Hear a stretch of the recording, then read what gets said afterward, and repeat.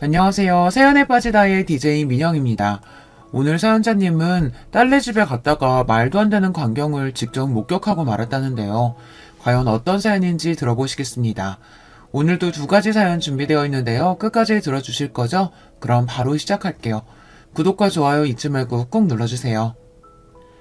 안녕하세요. 저는 60대 할머니입니다. 이 정도 나이가 되면 옛날 일은 모두 다 까마득하게 잊고 살 줄 알았는데 그렇지 않네요. 오히려 나이가 한 살 한 살 더 먹을수록 옛날 일이 더 선명하게 기억이 나요. 제 입으로 이런 이야기까지 하기 주책 맞지만 사실 저와 남편은 서로 첫눈에 반해 만나게 됐습니다. 남편은 저희 친정아버지가 운영하는 회사 직원이었어요. 아버지 회사는 1년에 한 번씩 야유회 같은 걸 갔었는데요. 제가 대학생 때 아버지 회사 야유회에 따라간 적이 있었어요. 그런데 그 야유회 자리에서 장기자랑 시간에 남편이 무대에서 기타를 치며 노래하는 모습을 보는데 그 모습에 제가 한눈에 반하고 말았습니다. 그때부터 저는 남편에게 어떻게 하면 말을 걸 수 있을까만 신경 쓰느라 아무것도 못하고 있었거든요. 그런데 그날 저녁 남편이 먼저 제게 다가와 기타 치는 방법을 알려주겠다고 말을 걸더라고요. 알고 보니 남편도 저를 보자마자 마음에 들어 일부러 기타를 가르쳐 주겠다며 다가온 거였어요. 그렇게 운명처럼 만난 저와 남편은 서로에게 강하게 끌렸습니다. 그때는 둘이 얼마나 좋아했는지 만난 지 반년도 안 돼서 결혼하겠다고 설레발을 쳤습니다. 그러다 친정 부모님의 반대에 부딪혔어요. 너처럼 평생 고생이라고는 모르고 공부만 하고 살던 애가 그런 없는 집 구석에 시집가서 도대체 어떻게 살겠다는 거야? 너 시부모님 모시면서 얌전히 살림하면서 살 수 있어? 안 그래도 남편네 집안 사정이 썩 좋지 않아 부모님께서 마음에 들어하지 않았었는데요. 결혼하면 제가 시댁에 들어가 시부모님을 모시고 살아야 한다고 하니 저희 친정 부모님께서는 걱정이 많으셨죠. 당시에 대학 갓 졸업한 애가 뭘 알겠어요. 철딱선이라고는 없었던 저는 마냥 남편이 좋아 현실을 전혀 직시하지 못하고 남편과 살 수 있다면 뭐든지 좋다고 우겼습니다. 그렇게 저와 남편은 결혼했어요. 애아빠가 다른 건 다 괜찮은데 술하고 친구를 그렇게 좋아했어요. 결혼하고 딸 낳을 때까지 1년 정도를 시댁에 들어가 살았었는데요. 저를 혼자 시댁에 두고 퇴근만 하면 매일 술을 먹고 들어왔습니다. 말은 매일 친구들과 밴드 연습하는 거라고 했지만 결국은 항상 술에 취해서 들어왔어요. 그때만 생각하면 정말이지 사람이 미쳐버릴 노릇이었어요.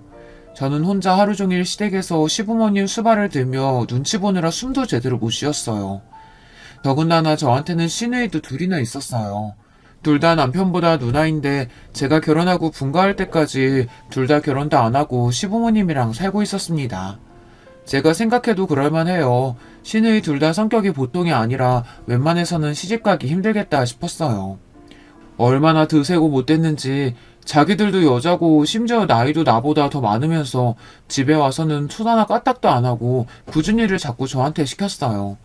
시누이 둘 다 유니폼을 입고 일을 했었는데요. 퇴근하고 오면 벗은 옷은 꼭 대야에 그냥 담궈두기만 하지 빨지를 않았습니다. 당시에 시댁에 세탁기가 없었거든요. 제가 워낙 깔끔한 성격이라 화장실에 그렇게 두고 나오면 영 신경이 쓰여 그냥 지나치지를 못하겠더라고요. 저는 왔다 갔다 하다가 그냥 보면 제가 한 번씩 빨아주기는 했어요. 하지만 그게 제 일이라고 생각해서 한 건 절대 아니었습니다. 단지 그냥 같이 사는 가족으로서의 배려 같은 거였죠. 그러던 어느 날이었어요. 제가 샤워하고 나왔는데 큰 시누이가 저를 불러 세우더라고요. 그러더니 한다는 말이 기가 막혔습니다. 올케, 왜 샤워하고도 그냥 나와?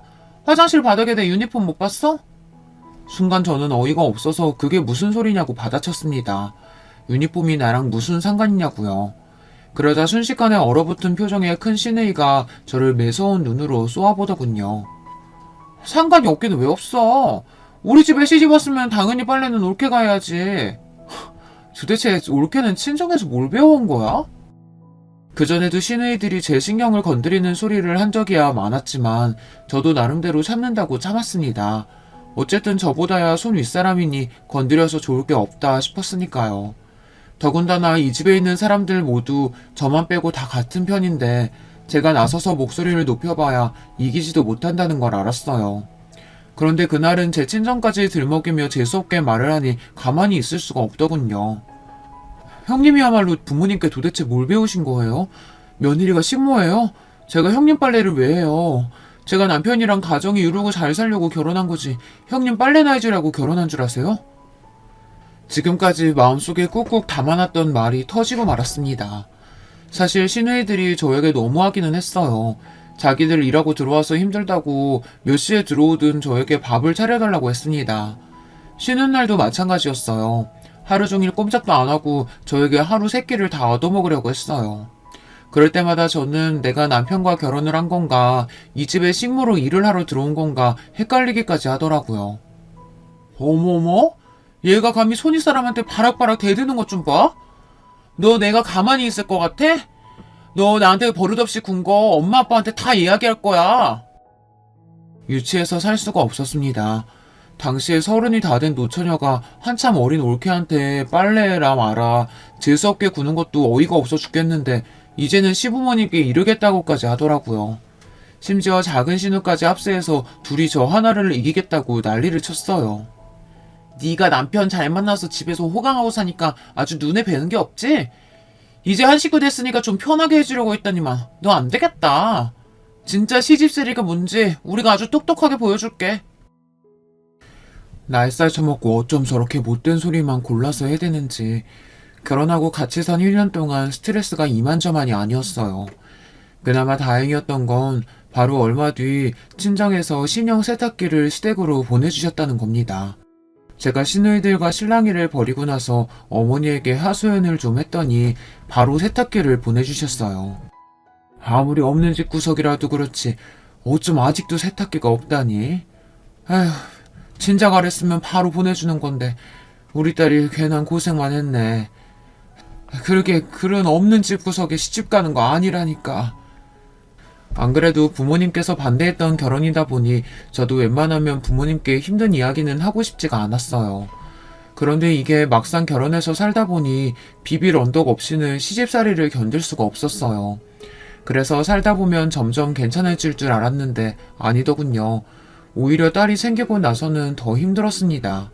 몸도 무겁고 힘든 와중에 시누이뿐만이 아니라 시부모님 시집살이도 보통이 아니었거든요. 요즘 며느리들한테 그랬다가는 다들 집 나가고도 남았을 거예요. 반찬을 하면 하는 대로 맛없다고 구박하고 시장에서 만들어서 파는 반찬을 조금이라도 사오면 더 구박을 하셨어요. 집에서 팽팽 놀고 먹으면서 부지런히 식사 준비할 생각은 안 하고 남편이 뼈 빠지게 벌어오는 돈 가지고 쉽게 살려고 그러면 그럼 되겠니? 앞으로도 행여나 시장에서 만든 반찬 사서 들어오는 날에는 네 친정으로 보내버릴 테니까 그런 줄 알아라. 지금 같았으면 더럽고 치사하다며 당장 짐을 싸서 나왔겠지만 그때는 뭐가 그렇게 무서웠는지 모르겠어요. 시누이들한테는 그래도 하고 싶은 말도 하고 언성도 높이고 했는데 시부모님이 말 한마디라도 하면 왜 그렇게 주눅이 들고 어깨가 움츠러들었는지 모르겠어요. 시부모님은 저희 친정 부모님과 분위기가 굉장히 달랐어요. 저는 어릴 때부터 부모님이 다투시는 모습을 본 적이 없이 컸었는데요. 시부모님은 자식들이 있든 없든 그냥 아무 데서나 싸웠습니다. 심지어 시아버지는 제가 있는데도 시어머니에게 물건을 던지고 부수고는 했어요. 그런 환경에서 한 번도 살아본 적 없었던 데다 성인이 돼서 그런 낯선 모습을 보며 견디려고 하니 쉽지 않았습니다. 시아버지는 별것도 아닌 걸 가지고 툭하면 저에게도 소리를 버럭버럭 질렀어요. 냉장고에서 냄새가 난 애부터 시작해서 모닝방 걸레질을 안 했다고 제가 있는 쪽으로 걸레를 발로 차기도 했어요. 애를 낳기 전까지는 어떻게든 참아보려고 했는데 딸을 낳고 나니 그게 아니더군요. 제 어린 딸을 이런 집구석에서 자라게 할 수는 없었습니다. 저는 모진 시집살이를 견디고 살다가 딸을 낳고 나서야 분가를 했습니다. 그때도 시부모님은 분가는 무슨 분가냐고 난리를 치셨지만 도저히 그 집에서는 참고 살 수가 없었어요. 결국은 또 친정에게 부탁했습니다. 저에게 비빌 언덕이라고는 친정밖에 없었으니까요. 친정 부모님이 따로 서울에 아파트를 사주셔서 그 핑계로 분가할 수 있었습니다. 제가 통화할 때마다 시부모님이 너무 무섭고 같이 살기 싫다고 하소연을 했더니만 아버지께서 집을 사줄 테니 무조건 분가해서 나오라고 했어요. 안 그러면 이혼시키겠다고까지 하셨죠. 어려서부터 귀하게 자란 제가 결혼하고 그렇게 고생하게 될 줄은 저도 몰랐어요. 이래서 부모님이 하지 말라는 결혼은 안 하는 건데 제가 잘못 생각했다 싶었죠. 그래도 우리끼리 분가해서 살다 보면 결혼 생활이 전보다는 나아질 줄 알았어요. 그런데 사람이 그렇게 쉽게 변하는 게 아니더군요. 남편은 분가하고 나와서도 여전히 술만 먹고 친구들과 시간 보내기를 좋아했습니다. 당시에 저도 아이를 키우는 건 처음이라 혼자 아이를 키우는 게 너무 힘들어서 하루하루가 지옥이었습니다. 그런데 남편은 저와 아이와는 전혀 상관없는 사람처럼 살았어요. 혼자 매일 친구들과 놀면서 즐기는 모습이 꼴도 보기 싫었습니다. 순하고 얌전했던 저는 언제부턴가 건들기만 하면 폭발하는 쌈딱이 되고 말았어요. 제 딸에게 제일 미안한 게 바로 그 부분입니다. 딸이 너무 예쁘고 귀해서 어떻게든 잘 키워보겠다고 친정의 신세까지 지고 시댁을 나온 거였는데 딸을 키우는 동안 남편과 하루가 멀다 하고 싸우느라 딸에게 매일 못 볼 꼴을 많이 보여줬어요. 사람이라는 게 참 이상합니다. 시부모님이 무식하게 싸우는 꼴을 보는 게 그렇게 싫었었는데 어느새 제가 딸 앞에서 그렇게 싸우고 있더라고요. 당시에는 남편이 너무 싫었어요. 결혼 전 남편을 너무 사랑했었기 때문에 결혼하고 달라진 남편이 너무나도 끔찍하게 싫었습니다. 그리고 이런 사람을 선택한 저 자신도 밉고 싫었어요. 차라리 그때 부모님 말씀대로 결혼하지 않고 살았으면 좋았을 텐데 매일 후회했죠. 그러다 보니 남편만 보면 저도 모르게 미운 소리가 튀어나왔어요. 그날도 남편은 밤새 친구들과 술을 마시고 잔뜩 취해서 택시를 타고 집에 왔습니다. 택시나 타고 곱게 집에 들어오면 다행이죠. 매일 술이 떡이 돼서 집도 못 찾고 택시를 타고 집 주변은 빙빙 돌고 다니니 미칠 노릇이었습니다. 그렇게 술이랑 친구가 좋으면 술이랑 친구랑 살지 결혼은 나랑 왜 했어? 당신이 졸졸 쫓아다니면 않았어도 내 인생 이렇게 꼬이지는 않았을 거 아니야. 어이씨구, 술이랑 친구랑은 결혼 못하니까 당신이랑 했지. 나도 당신이 이렇게 바득바득 바가지 긁는 여자인 줄 알았으면 결혼 안 했어. 뭐야 당신 말 다 했어? 남편 노릇은커녕 아비 노릇도 못하는 인간이 어디서 큰 소리야? 분가하고 따로 나와서 사니 눈치 볼 시부모님도 없으니 오히려 더 매일 싸웠습니다. 저는 저대로 남편 하는 짓이 싫으니 결혼이 후회된다고 매일 소리를 질렀고 남편은 남편대로 매일 들들 볶는 제가 지겹다고 했습니다. 그렇게 정신 못 차리고 싸우다 보면 어느새 방에서 딸아이가 우는 소리가 들렸어요. 딸아이는 저와 남편이 싸우는 게 무섭다며 숨죽이고 울고 있었습니다. 그 모습을 보면 마음이 어릿거릴 정도로 아파 다시는 그러지 말아야지 하다가도 그 며칠 뒤면 또 술을 먹고 들어오는 남편 때문에 화가 났습니다. 그렇게 20년을 매일 지긋지긋하게 싸우기를 반복하고 살다 딸아이가 대학생이 되던 해에 저나 남편이나 정신을 번쩍 차릴 만한 사건이 있었어요. 딸이 대학에 입학하자마자 저와 남편에게 폭탄 선언을 했습니다. 나도 이제 성인이니까 독립하고 싶어요. 학교 근처에 방 얻어서 나갈 테니까 월세 보증금만 좀 도와주세요. 생각지도 못한 말에 저와 남편은 충격을 받았습니다. 그때까지 딸애가 한 번도 독립의 독자도 꺼낸 적이 없었거든요. 에이, 우리 딸 농담이지? 집도 학교에서 멀지 않은데 갑자기 독립은 무슨 독립이야. 엄마, 우리 딸이랑 떨어지면 외로워서 어떻게 살라고. 제가 지긋지긋하게 남편이랑 20년이나 참고 산 건 다 우리 딸 때문이었습니다. 우리 딸 아니었으면 남편이랑 이혼했어도 진작 했을 거예요.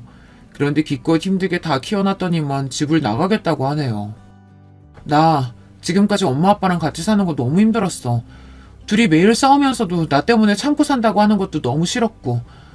이제는 나도 성인이니까 내가 하고 싶은 대로 할래. 나는 내가 알아서 살 테니까 엄마 아빠도 이제 내 핑계 대지 말고 둘이 알아서 살아. 난 엄마 아빠 이혼해도 상관없어. 그 순간을 떠올리면 지금도 머리가 띵합니다. 언제나 어린아이 같았던 딸내미가 어느새 이렇게 불쑥 커서 제 앞에서 저와 남편과 같이 사는 게 하나도 행복하지 않았다고 말하더라고요. 그때의 충격은 말로 다 설명할 수 없습니다. 다시 생각해도 끔찍해요. 그리고 얼마 뒤 딸은 정말 독립해서 집을 나갔습니다. 그때를 생각하면 정말 수만 가지 생각이 다 들어요. 일말의 언질도 없이 그렇게 갑자기 선포하고 나가버린 딸에게도 너무 서운했지만 사실 저를 원망하는 마음이 가장 컸어요. 어른으로서 아이 앞에서 그렇게 해서는 안 되는 거였는데 당시에는 남편에 대한 원망과 미워하는 마음이 커서 아이고 뭐고 신경 쓰지 못했던 것 같아요. 결국은 제 착각이었던 거죠. 제 마음을 잘 돌보지도 못하면서 애한테는 최선을 다하고 있다고 생각했어요. 딸아이가 독립해 나가고 난 뒤 큰 집에 덜렁 남겨진 저와 남편은 많이 반성했습니다. 지금까지 부부의 젊은 패기로 자식을 힘들게 했다는 것에 깊은 반성을 하며 앞으로는 절대 그런 모습을 보이지 않겠다 둘이 다짐했어요. 저와 남편은 지난날 서로를 원망하고 미워했던 마음을 해소하기 위해 지역 내 부부 상담 센터를 다니며 상담도 받았습니다. 물론 평생 싸워온 두 사람이 하루아침에 달라진 게 쉽지 않았지만 그래도 집을 나가겠다고 담담하게 말했던 딸아이의 슬픈 얼굴을 떠올리며 잘 참아보자 싶었어요. 딸에게 좋은 엄마 아빠가 되기 위해서요. 그래도 노력한 덕분에 차차 남편과 저의 사이는 좋아졌습니다. 함께 등산도 다니고 테니스도 치러 다니면서 함께 할 수 있는 시간을 늘려갔어요. 남편도 지난 날들을 많이 반성하고 저에게 미안하다며 사과했습니다. 그때는 내가 너무 철이 없었어. 그동안 당신이랑 우리 딸내미한테 못한 거 평생 내가 갚으면서 살게. 미안해.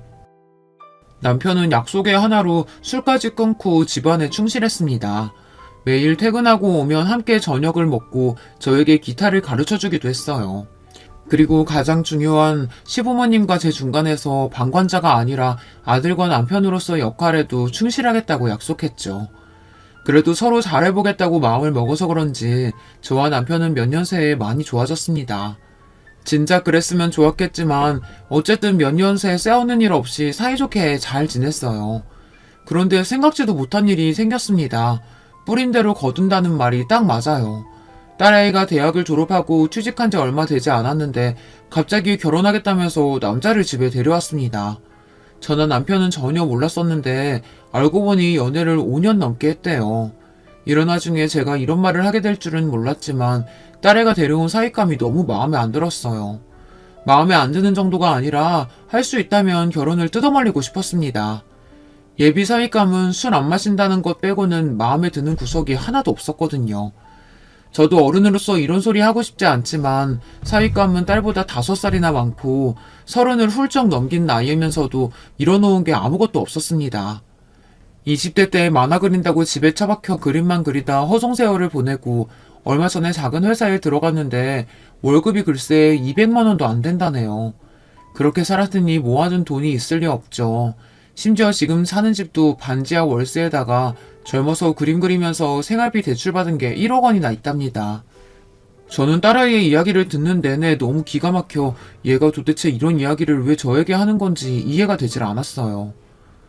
누가 봐도 너희가 지금 결혼할 상황이 아닌 것 같은데 무슨 염치로 집에 와서 결혼 허락을 해달라는 거야? 저도 딸에게 쌀쌀맞게 대하기는 싫었습니다. 하지만 이건 딸이 저와 남편에게 해도 너무하는 거였어요. 그런데 그 와중에 딸년이 하는 말이 기가 막히더군요. 결혼할 상황이라는 게 따로 있어?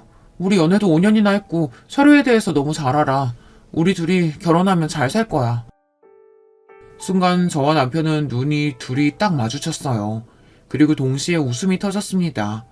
그 순간 문득 생각이 떠오르는 게 저와 남편이 결혼하겠다고 친정 부모님께 인사를 갔던 날이 떠오르더군요.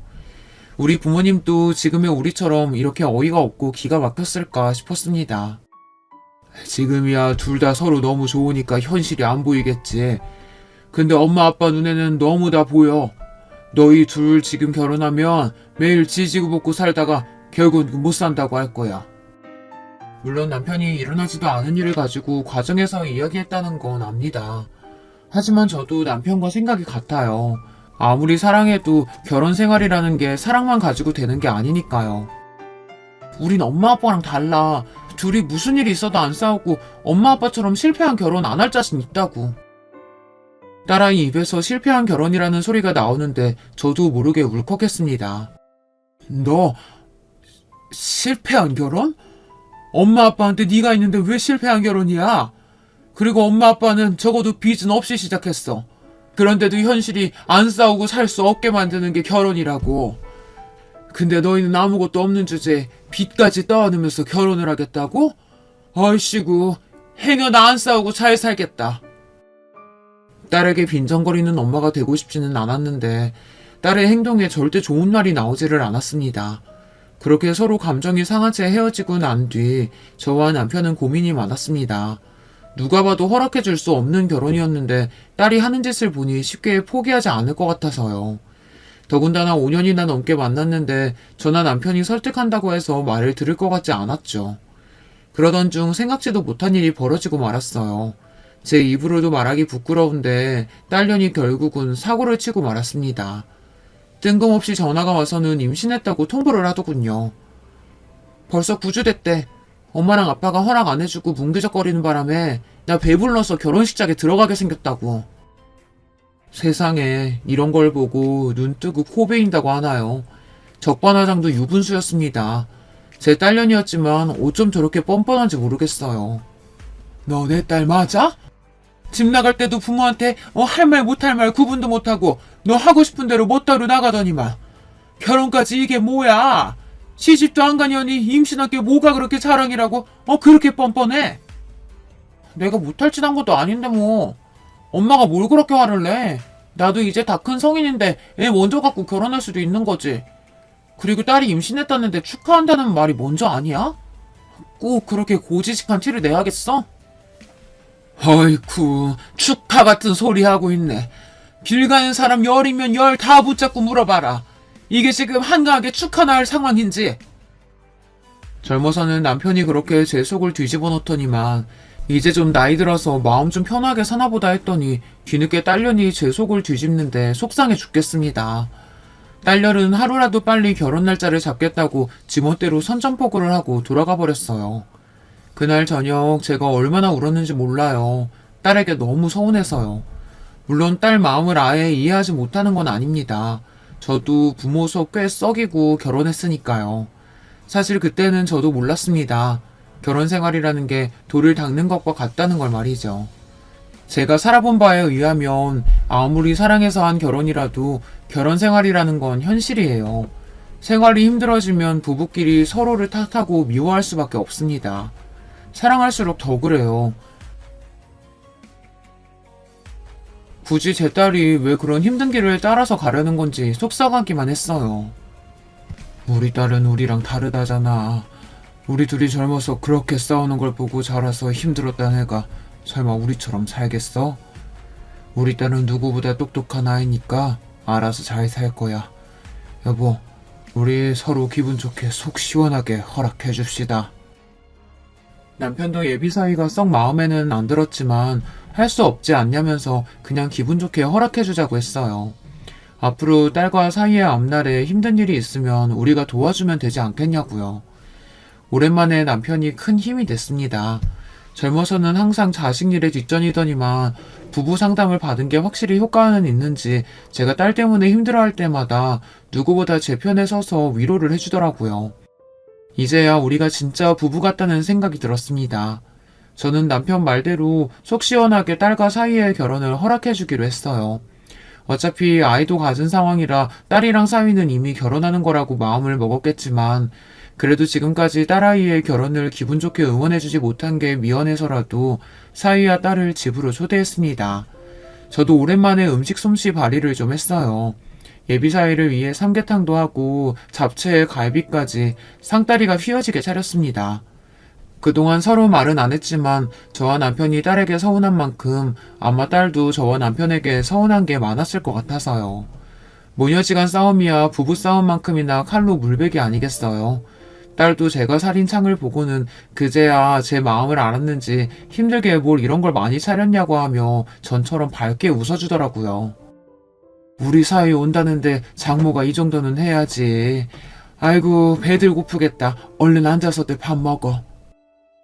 저도 제 입에서 우리 사위라는 말이 그렇게 불쑥 나올 줄은 몰랐었는데 저도 딸 가진 엄마다 보니 어쩔 수 없이 튀어나오더군요. 어쩌겠어요. 제 딸년이 저렇게 좋다는데. 제 마음에는 안 들어도 앞으로 평생 제 딸이랑 손주를 책임지고 살아줄 사위이니 예쁜 구석을 찾아봐야겠죠.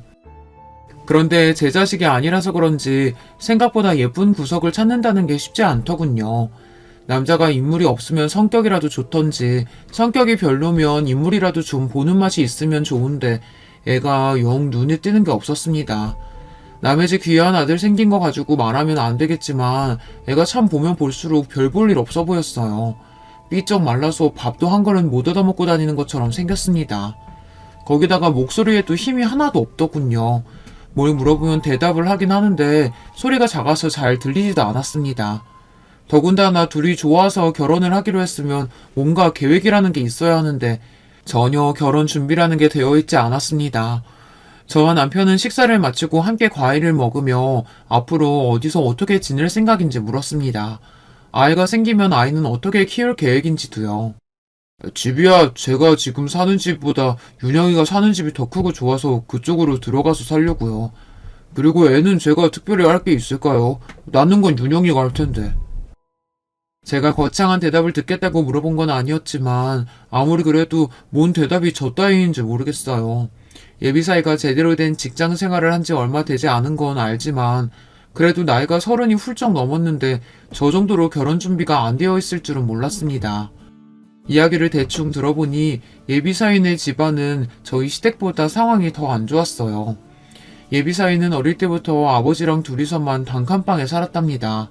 어머니는 사위가 아주 어릴 때 집을 나가 얼굴도 본 적이 없고요.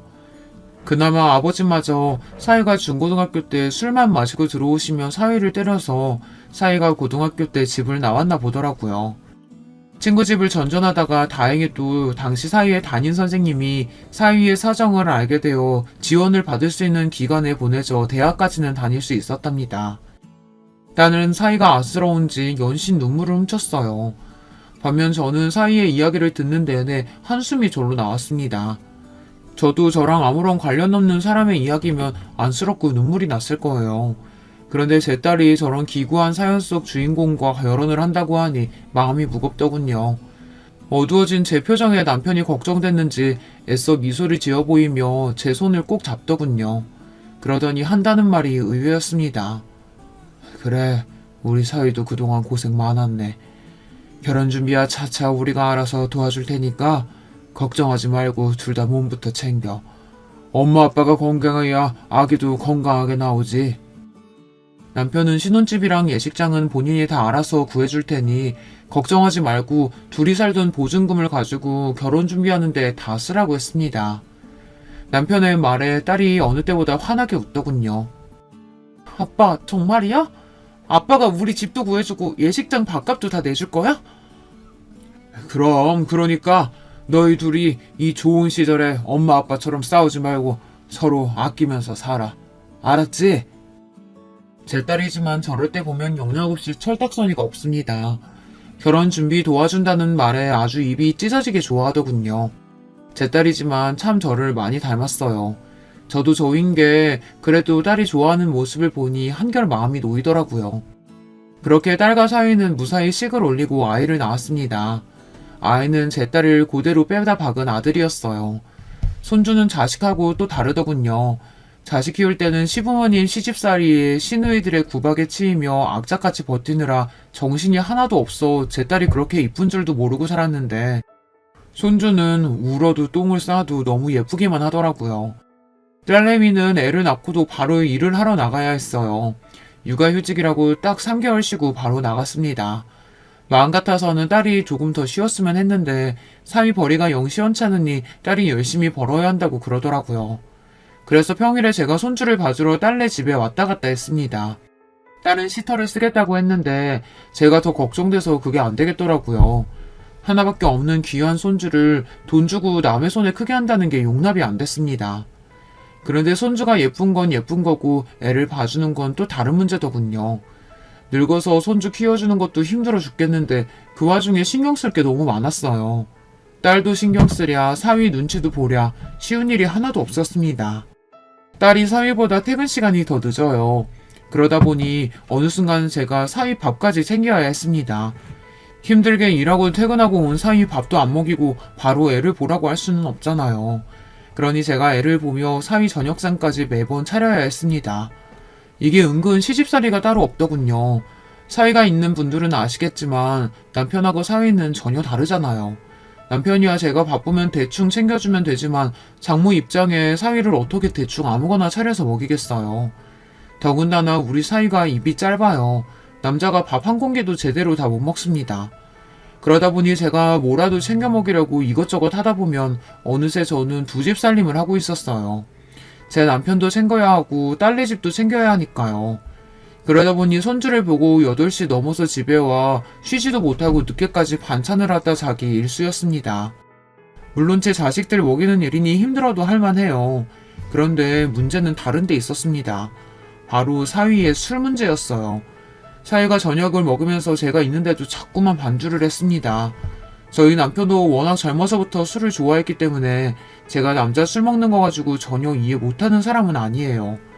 그런데 사위는 저희 남편보다 더 심했습니다. 양이 문제가 아니라 매일 먹었어요. 처음 몇 달은 그냥 넘어가다가 아무래도 너무 심한 것 같아서 제가 한마디 했습니다. 아주 베란다에 나갈 때마다 소주병이 박스채로 있는데 저도 욱하더라고요. 이서방, 아무리 일이 힘들어도 자꾸 술에 기대면 안 돼. 나 가고 나면 둘이 같이 애도 봐야 하는데 매일 그래 술 취해서 있으면 되나? 저는 최대한 좋게 말한 겁니다. 마음 같아서는 내 딸도 퇴근하고 와서 힘든데 너까지 술 취해 있으면 되겠냐 소리치고 싶었지만 애써 애둘러 말한 겁니다. 그런데 사위가 하는 말이 기가 막히더라고요. 장모님, 저는 일이 힘들어서 술을 먹는 게 아니라 술을 너무 좋아해서 마시는 거예요. 저 자식 먹여 살리느라 하고 싶은 일도 못하고 사는데 먹고 싶은 술 정도는 먹으면서 살아도 되는 거 아닌가요? 어느 때보다 또박또박 말하는 사위의 모습에 저도 모르게 말문이 턱하고 막히고 말았어요. 그러다가 순간 저도 짜증이 좀 났습니다. 뭐 이런 놈이 다 있나 싶어서요. 그래서 저도 모르게 사위에게 싫은 소리를 좀 하고 말았어요. 이보게 이서방, 누가 보면 자네가 엄청나게 벌어다줘서 우리 딸내미가 집에서 호강하면서 사는 줄 알겠네. 자네 눈엔 우리 딸내미 애 낳고 100일 만에 나가서 저렇게 늦게까지 고생하는 거 그건 안 보이나? 나이를 처먹고 또 철없는 사위의 모습에 화가 나서 그만 저도 못 참고 속마음을 이야기하고 말았어요. 하지만 저도 참을 만큼 참은 겁니다. 그동안 매일 퇴근하고 오면 술 마시고 딸이 올 때까지 버티지도 못하고 코를 골며 드릉드릉 잠을 자는데 사위라도 그 모습이 너무 얄밉더라고요. 그래도 제 말을 알아듣기는 했는지 사위도 입을 꾹 다물더니 이내 알겠다고 본인이 생각이 짧았다고 하더군요.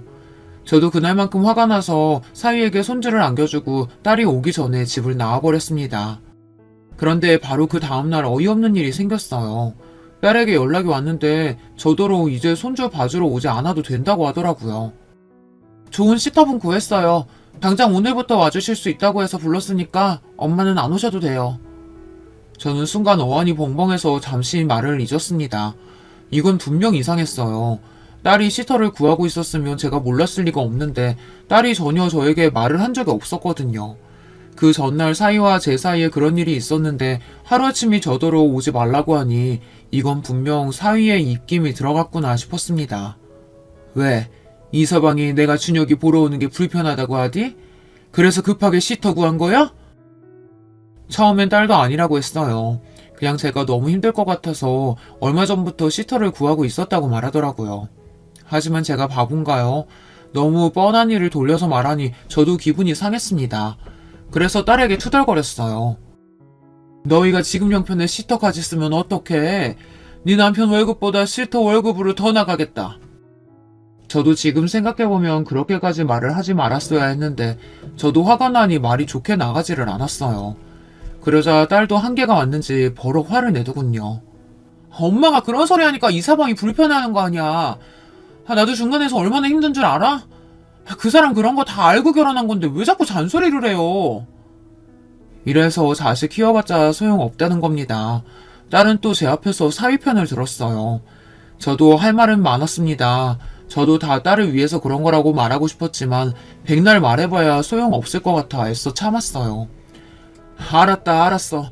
다 엄마 잘못이지. 그럼 엄마는 이제 손 뗄 테니까 너희끼리 알아서 잘해봐. 손주 봐주는 일이라는 게 쉽지 않다는 거야 시작하기 전부터 알고 있었지만 이렇게 속상하게 끝날 줄은 몰랐습니다. 그래도 시터 구하고 나서 서로 거리를 좀 두면서 지내다 보니 오히려 딸과 제 사이는 애 봐줄 때보다 훨씬 더 낫더라고요. 자식 새끼도 대가리 크면 남이라더니만 괜히 도와주겠다고 나서는 것보다 서로 자주 안 보고 가끔 보는 게 더 나았습니다. 저도 괜히 딸과 사위 일에 간섭을 안 하려고 노력하면서 지냈어요. 제가 괜히 더 아는 척하고 관여해봐야 딸이나 사위나 귀찮아하는 것만 같아서요. 그리고 그렇게 대면 지내다 보니 오히려 저도 마음이 편하긴 하더라고요. 그렇게 시간이 흘러 어느새 손자가 어린이집에 다닐 정도로 컸어요. 확실히 손주가 조금 크고 나니 더 얼굴 보기가 어려웠습니다. 애나 어른이나 평일엔 다들 바쁘다 보니 주말에는 자기들끼리 시간을 보내고 싶어 하는 것 같더라고요. 괜히 주말에 전화해서 집에 오라고 하면 싫어할 것 같아서 눈치를 보다가 정 손자가 보고 싶으면 주말에나 애를 집에 데리고 와서 재우면서 좀 봐줘야 볼 수 있겠더라고요. 손자도 손자지만 사실 제 딸이 더 보고 싶을 때도 있어요. 애 보랴 일하랴 매일 바쁘다 보니 딸 얼굴 보기가 하늘의 별 따기였습니다. 그래도 2, 3일에 한 번씩은 손자를 어린이집에 보내고 출근하는 길에 딸이 자주 전화를 하는데 웬일로 일주일이나 연락이 없더라고요. 그럴 때면 그냥 일이 바쁜가 싶어 원래 제가 먼저 딸에게 전화를 잘 안 하는데 마침 주말에 손자 생일도 다가오고 해서 제가 전화를 먼저 걸었습니다. 그런데 한참이 지나서야 딸이 전화를 받더라고요. 하루 멀다 하고 전화하는 애가 이번 주에는 통 연락이 없어서 엄마가 먼저 전화했어. 딸, 요즘 많이 바쁘니? 바쁘기는 그냥 준혁이가 감기 걸려서 며칠 고생하는 바람에 정신이 없었어요. 왜 엄마의 느낌이라는 게 있잖아요. 딸이 평소에도 말이 많은 성격은 아니지만 그래도 그날은 뭔가 말수가 적다는 느낌이 들었어요. 아무래도 손자가 아팠다고 하는 걸 보니 영 잠을 못 잤나 싶더라고요. 너 목소리가 안 좋다. 이번 주에 엄마가 가서 준혁이 데리고 올까? 그래야 너도 좀 쉬지. 다 커서 시집까지 간 딸이라도 옆에서 보면 항상 걱정되고 안쓰러워요. 바로 얼마 전까지만 해도 뭐 사달라, 뭐 먹고 싶다 철없이 조르던 녀석이 어느새 커서 애엄마가 되어 있다는 게 아직도 적응이 잘 안 되더라고요. 저는 항상 딸에게 어떻게 하면 도움이 될까, 뭘 도와주면 좋을까 고민합니다.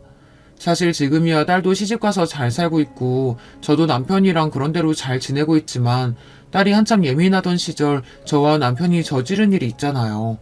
딸이 저나 남편 때문에 힘든 학창시절을 보냈다고 하니 결혼해서 사는 동안만큼은 조금이나마 마음 편하게 살게 해주고 싶었어요. 애 생일인데 그래도 집에서 파티라도 해야지. 이번 주 주말은 집으로 와요. 제가 맛있는 거 많이 해놓을게요. 며칠이나 연락이 없길래 걱정했는데 그래도 별일이 있는 건 아닌지 딸애가 주말에 손주 생일 파티를 한다고 초대를 했습니다. 저와 남편은 오랜만에 딸도 보고 손주도 보는 거라 신이 나서 일찍이 딸네 집에 갔습니다. 그런데 아무래도 저와 남편이 괜히 갔나 봐요. 오랜만에 딸네 집에 가는데 사위 얼굴이 영 좋지 않더라고요. 딸은 애써 손주를 안고 웃으며 반겨주었지만 아무래도 사위 표정이 평소랑 달랐습니다. 평소에도 사위가 저나 남편에게 살갑게 구는 성격은 아니었지만 그래도 아예 똥인상을 쓰지는 않았었는데 그날은 대놓고 얼굴을 구겨대서는 저와 남편을 보고도 고개만 대충 숙이고 말더라고요. 사위의 행동에 저는 순간 또 욱했지만 애써 꾹 참았습니다. 하나밖에 없는 손주 생일인데 괜한 일로 또 문제를 만들고 싶지는 않아서요. 그래도 딸과 손주 덕분에 오랜만에 좋은 시간을 보냈습니다. 언제 그렇게 준비를 했는지 딸애가 맛있는 걸 많이 만들었더라고요. 우리 딸은 설거지도 제대로 못하는 줄 알았더니만 언제 이렇게 음식 솜씨가 좋아졌대? 나도 벌써 결혼한 지가 몇 년인데 솔직하게 미역국은 내가 엄마보다 낫지 않아? 그래 너희 엄마 미역국은 영 간이 심심하지. 우리 딸이 끓인 게 내 입맛에도 딱이야 딱이다. 얼씨구 부녀지간에 아주 신이 났네. 아무리 그래도 내 음식 솜씨 따라오려면 아직 멀었지. 안 그런가 이서방? 네, 뭐 그런 것 같네요. 사위의 떨떠름한 반응에 순간 집안 분위기가 싸해졌습니다.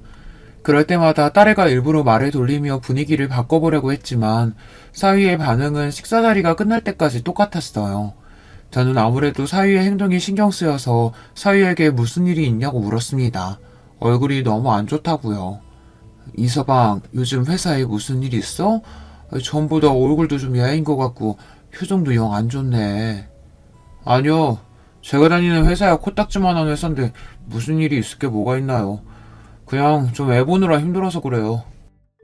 사위의 말에는 분명 뼈가 있었습니다. 아무래도 제가 지난번에 사위가 벌어오는 돈이 시원찮다는 식으로 말한 거 가지고 사위는 아직도 꽁에 있는 것 같았어요. 저는 이대로 아무 일 없다는 듯 넘어가는 건 아닌 것 같아 사위에게 제대로 다시 한번 이야기했습니다. 이서방, 내가 지난번에 자네한테 한 이야기 그것 때문에 아직도 서운한 거야? 그때는 내가 내 자식만 걱정하느라 생각이 짧았어. 기분 나빴으면 내가 사과할게. 아무리 자식이라도 함부로 말하면 안 되는 건데 제가 사위 자존심을 건드린 것 같아 안 그래도 내내 마음이 쓰였어요. 저는 조금 부끄러워도 사위에게 제대로 사과를 했습니다. 서로 기분이 상하는 게 있어도 하나하나 풀어가다 보면 자연스레 넘어가지는 게 가족이니까요. 저와 사이가 피는 한 방울 안 섞였어도 벌써 장모 사이로 지낸 지 5년이 넘었습니다. 이런 과정이 다 서로 맞춰가는 과정이라고 생각하면 어려울 것도 없었어요. 장모님이 그렇게 말하시니까 저도 괜히 죄송하네요. 제가 속이 좁았어요. 사위도 무뚝뚝하게 말했지만 애써 담담하게 말하는 게 그래도 본인도 저에게 잘한 건 없다는 걸 아는 것 같았어요. 저녁을 다 먹고 손주와 케이크까지 불고 나서 저와 남편은 딸네 집을 나섰습니다. 오랜만에 딸네 집에서 좋은 시간을 보낸 것 같아 남편도 저도 마음이 좋았어요. 그런데 주차장에 도착하자마자 잊고 있었던 게 떠올랐습니다. 글쎄 손주 녀석 생일이라고 봉투에 용돈을 넣어놓은 걸 깜빡했지 뭐예요. 사실 말이 손주 용돈이지 딸에게 주는 생활비였어요. 대놓고 돈을 주면 딸이 잘 받지 않아서 딸, 사위, 손주 생일 때나 명절에 제가 따로 봉투에 300 정도 넣어 주고는 해요. 딸이랑 사위도 열심히 일해서 버는 거야 알지만 요즘 세상에 애 키우는데 돈이 얼마나 많이 들어가요. 더군다나 딸내는 일한다고 시터까지 쓰는데 항상 돈에 허덕일 게 뻔해서 생활비라도 좀 보태줘야 제 마음이 편했습니다. 남편에게는 차에 가 있으라고 하고 급한 대로 저만 다시 딸네 집으로 올라갔어요. 봉투만 후다닥 주고 다시 내려오라고요. 그런데 사위가 연신 집에서 음식 냄새가 난다고 투덜거리더니 현관문을 아예 활짝 열어놨더라고요. 아이고 벌레 들어오면 어쩌려고 문을 이렇게 활짝 열어놓으면 어떡해. 저는 다시 올라온 게 민망해서 애써 너스레를 떨며 딸네 집 안으로 들어갔습니다. 그런데 그때 믿을 수 없는 충격적인 광경을 보고야 말았어요. 손주를 등에 업고 재우고 있는 딸에게 다가간 사위자식이 제 딸 뺨을 세게 갈기더라고요. 찰싹 소리가 날 정도로 세게 말이죠. 아, 너는 가만 보면 소름 끼치게 가식을 참 잘 떨더라. 이 상황에 네 애미애비 왔다고 아주 신이 나가지고 실실 쪼개면서 말도 많이 하더라?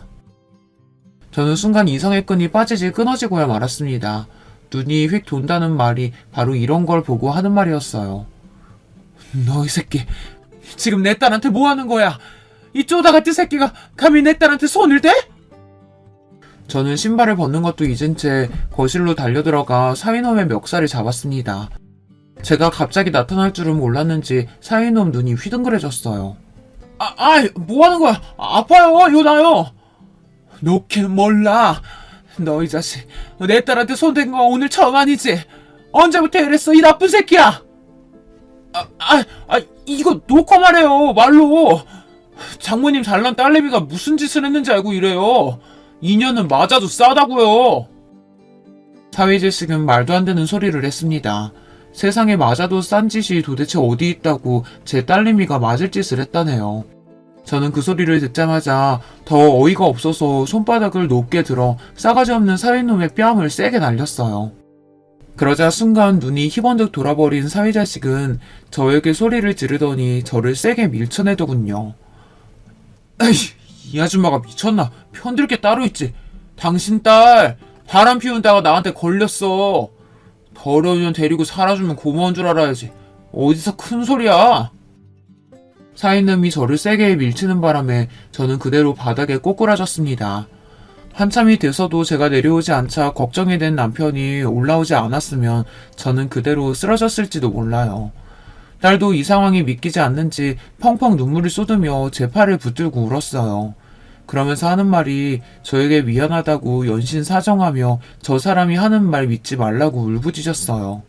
그날 딸과 손주를 그대로 집에 두고 올 수 없어서 급한 대로 우리 집으로 데려와 하루 재웠습니다. 그러면서 이게 도대체 어떻게 된 일인지 자초지종을 물었습니다. 그런데 딸 이야기가 충격적이었어요. 알고 보니 사위놈이 연애할 때부터 집착이 심했답니다. 딸이 다른 남자랑 이야기하는 것만 봐도 싫어했대요. 그때는 둘 다 나이가 어렸으니 딸도 단순히 질투가 심한 정도 생각했지 심각하게 생각하지 않았답니다. 그런데 결혼하고 얼마 뒤부터 자꾸만 술에 의존하기 시작하더니 그때부터 집착이 더 심해졌대요. 딸아이가 회사에서 함께 일하는 남자 상사가 있는데 자꾸만 그 남자 상사와 엮으면서 의심을 했대요. 딸 핸드폰을 훔쳐보는 건 일상이었고 딸 핸드폰에서 별다른 게 나오지 않으면 그때부터 딸에게 핸드폰 메시지를 삭제했다고 의심했답니다. 심지어 핸드폰 매장까지 가서 통화 내용과 메시지 내용을 뽑아달라고까지 했대요. 직원이 메시지 내용까지는 뽑아줄 수 없다고 했더니 거기서 직원한테 나랑 입맞춘 거 아니냐고 막 소리 지르면서 난리를 치더라고. 눈으로 직접 본 것도 아닌데 그렇게까지 했다는 거야? 별 미친놈을 다 보겠네. 사위의 망상은 날이 갈수록 심해졌답니다. 회사에서 야근이라도 하면 손주를 늦게까지 시터에게 맡겨놓고 혼자 회사까지 찾아와서 난동을 피웠대요. 딸아이와 그 남자 상사만 있는 것도 아닌데도 회사 앞에서 기다렸다가 딸과 상사가 나오는 순간 달려들어 멱살까지 잡으면서 바람을 피웠다고 몰아붙였답니다. 이야기를 듣다 보니 사위가 아무래도 알코올 중독인 것 같았어요. 결혼 초부터 그렇게 술을 먹더니만 결국은 병이 난 거죠. 딸아이에게 손댄 건 그날이 처음이었다고 하기는 했지만 그래도 저와 남편은 이대로 두고 볼 수만은 없었습니다. 이미 사위놈의 증상은 선을 넘었어요. 저는 곧바로 딸과 사위의 이혼 소장을 접수하고 병원부터 알아봤습니다. 사위가 정상적으로 이혼만 해주면 다른 건 신경 안 쓰려고 했는데 사위놈이 죽어도 이혼을 안 하겠다고 우겼어요. 내가 누구 좋으라고 이혼을 해줘? 나 버리고 그 새끼랑 살림 차리라는 거 누가 모를 줄 알아? 사위놈은 이혼 안 하겠다고 물건까지 던지고 난리가 아니었습니다. 그래서 병원을 알아본 거예요. 사위놈이 알코올 중독이라는 진단서가 필요했거든요. 저는 사위놈이 물건을 던지고 난동을 부리는 동영상을 찍어 법원에 제출했습니다. 그러자 법원에서 사위놈에게 병원에서 진단서를 끊어오라고 했어요. 사위는 병원에서 알코올 의존증이 심하다는 진단을 받았습니다. 더군다나 망상장애로 인한 조현병 증상도 있다는 진단을 받았어요. 사위에게는 안 된 일이었지만 저희에게는 오히려 잘 된 일이었습니다. 사위는 곧바로 입원 결정이 떨어졌어요. 어린 아들이 있다 보니 사위의 상태는 정상적인 결혼 생활을 유지할 수 없다는 판결이 났습니다. 그렇게 제 딸은 사위놈과 이혼하고 아들을 데리고 다시 우리 집으로 들어왔어요. 딸아이가 이혼하면 저도 남편과 둘 다 속이 시원할 줄 알았는데 의외로 그렇지가 않았어요. 딸아이가 사위를 많이 좋아하긴 했는지 사위를 불쌍하게 생각하더라고요. 그렇게 자기 아버지를 미워하더니만 어떻게 똑같은 짓을 해. 딸은 손주를 위해 사위 같은 아빠는 없는 게 낫다고 판단해 이혼하긴 했지만 이혼하고 나서도 가끔 사위 병원에 면회를 가요. 갈 때마다 약 잘 먹고 술 꼭 끊어야 한다고 그래야 병원에서 나올 수 있다고 희망을 주는 것 같더라고요. 제 속으로 낳은 제 딸이지만 전현도 참 답답합니다. 그래도 다행인 건 제가 제 눈으로 딸이 사위에게 맞는 걸 봤다는 거예요. 아마 제가 직접 보지 않았다면 딸은 저에게 평생 숨기고 참고 살았는지도 몰라요.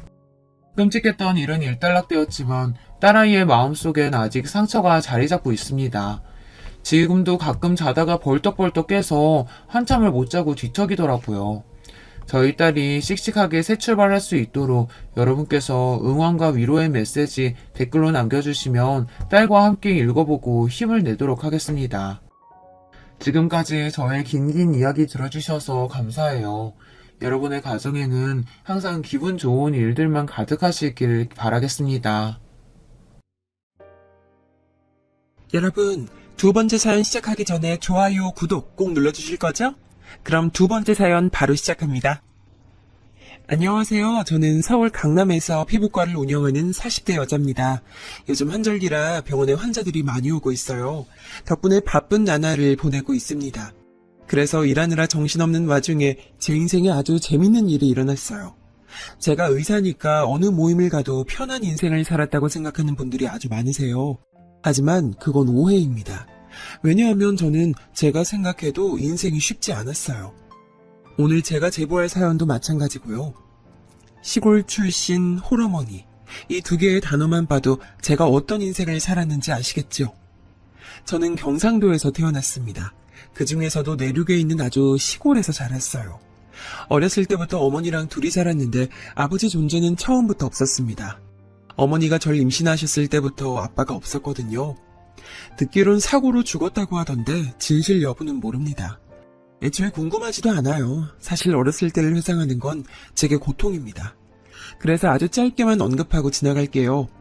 대충 엄마와 둘이 가난하게 살았고 매우 힘들었다고 생각하시면 됩니다. 전기와 수도가 끊기는 건 일상이었고 등록금 낼 돈도 없었어요. 그나마 죽기 살기로 4시간 자고 공부해서 제가 공부는 잘했거든요. 그 가능성을 보고 선생님들이 학비를 대신 내주셨습니다. 지금도 연락하는 은사님이 계시는데 그분이 제 고등학교 학비를 대부분 내주셨어요.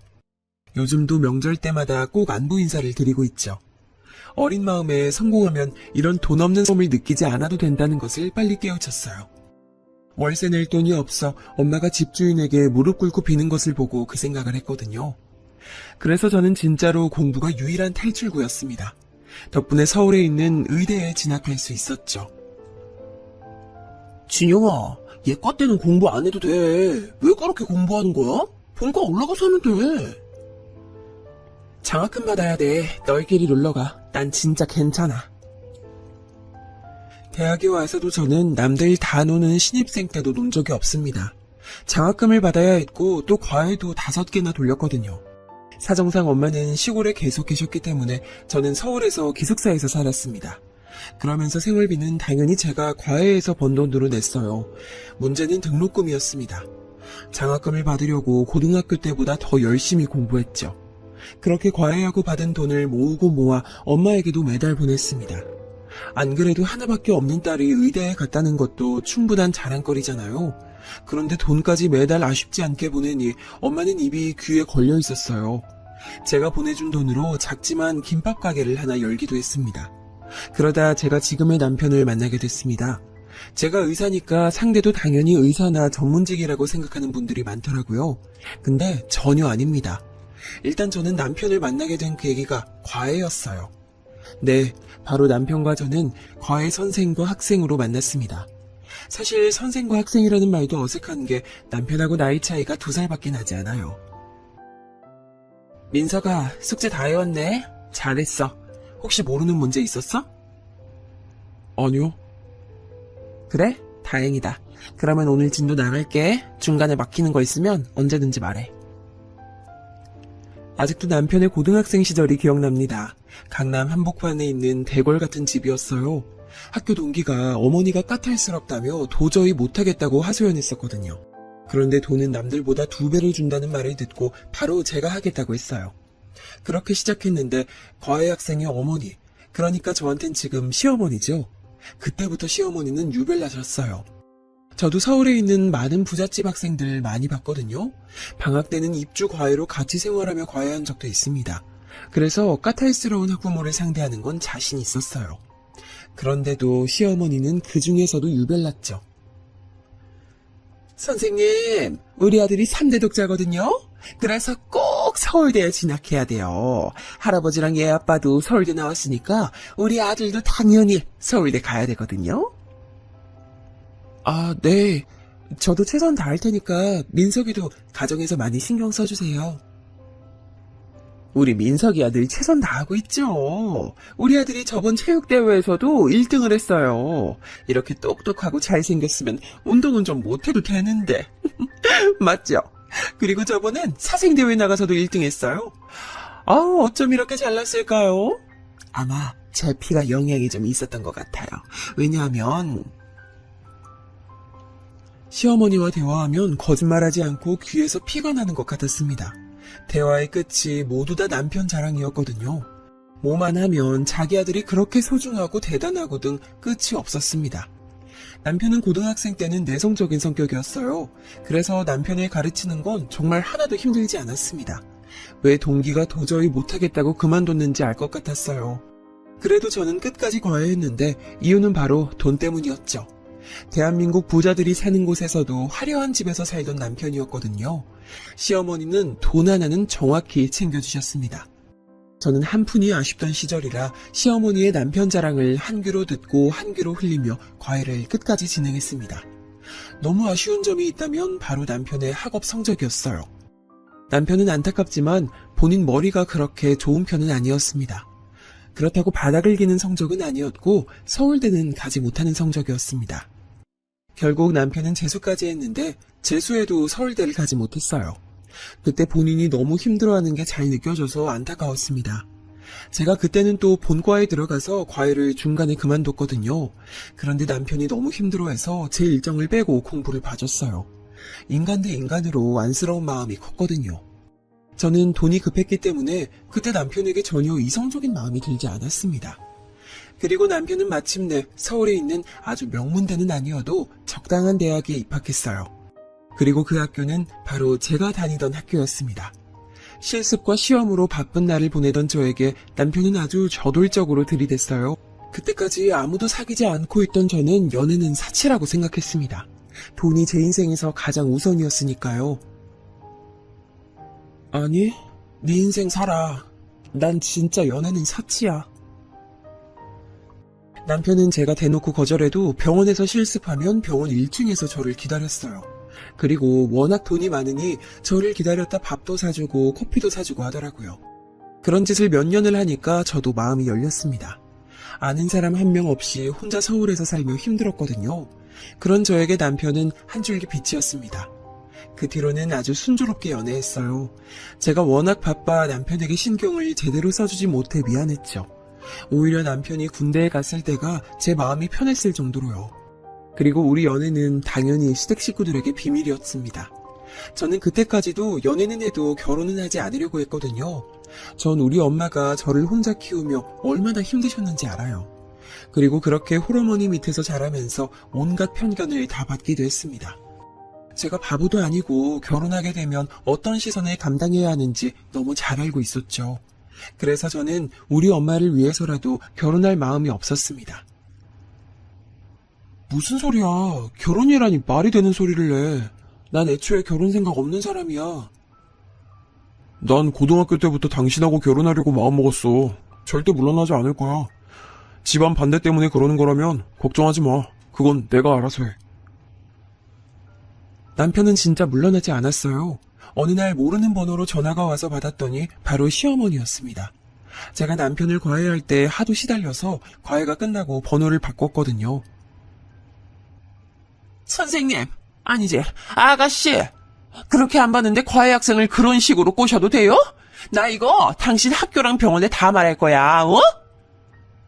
어머니, 아니, 무슨 소리를 하시는 거예요? 순진한 우리 아들 꼬셔서 지금 결혼하려고 하는 거잖아요. 우리 집 돈 보고 내가 그거 모를 것 같아요?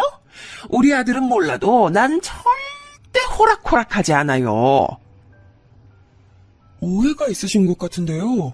제가 먼저 만나자는 말 단 한 번도 한 적 없어요. 저 굉장히 불쾌하네요. 뭐라고? 불쾌? 야, 너 말 다 했어? 저도 절대 호락호락한 성격이 아닙니다. 그래서 시어머니의 전화에 너무 화가 나 맞대응을 했어요. 그리고 남편에게 바로 전화해서 따졌죠. 이 사건으로 저는 정식적으로 인사를 가기도 전에 미운털이 제대로 박혔습니다. 시어머니도 저도 결혼을 부정적으로 생각했어요. 그러다 보니 남편은 중간에서 괴로워했습니다. 솔직히 저는 아쉬울 게 없어서 그냥 지켜봤어요. 어느새 그런 상태로 저는 학교를 졸업하고 병원에서 일하기 시작했습니다. 일하기 시작하니 너무 바빴어요. 그래서 남편이 아무리 저를 찾아오고 설득해도 귀에 들어오지 않았죠. 남편은 앞서 말했듯 집에 돈이 많았습니다. 그래서 졸업하고 바로 자기 가게를 차렸어요. 일반 직장에서 누구 밑에서 일하긴 싫었나 봐요. 제가 일하던 병원 바로 아래 카페를 차렸습니다. 자기야, 결혼하자. 내가 진짜 부모님 다 설득했어.